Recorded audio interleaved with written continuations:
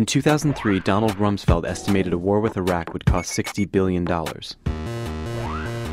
5 years later, the cost of Iraq war operations is over 10 times that figure. Factoring in the Afghanistan war, total operations are at $800 billion. By the time the U.S. leaves Iraq, the estimated cost of war will be $3 trillion.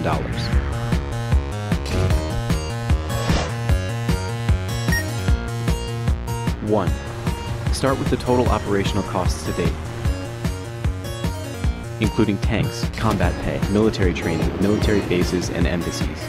2. Add additional military costs outside war spending.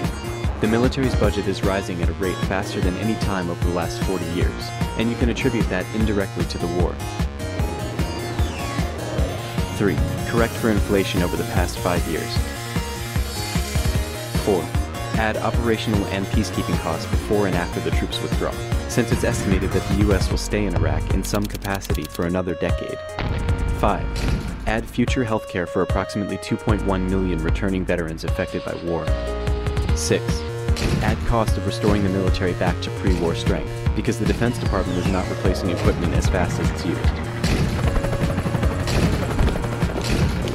7. Add Social Security to veterans who can no longer work. The total cost of war to the federal government is $2.2 trillion. 8. Add interest, since the war is funded primarily from borrowed money. 40% of the war's budget came from foreign countries, and they'll collect interest on it for many years. The total budgetary cost of the Iraq war is $2.8 trillion. Next, we calculate the cost to society. Add the loss of economic output from soldiers' death and disability.